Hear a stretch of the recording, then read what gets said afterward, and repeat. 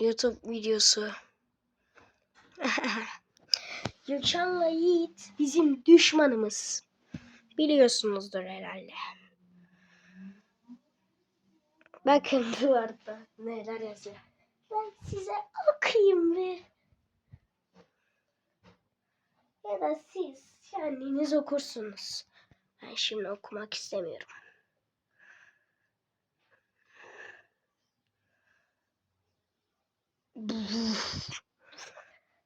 Yiğit, bugün oynadık diye kendini bizle dost sanma, tamam mı?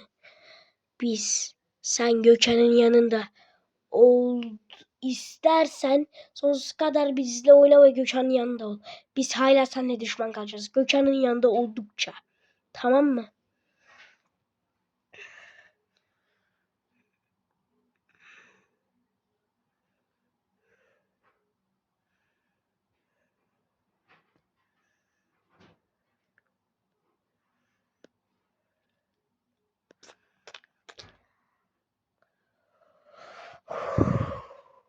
Görüşürüz.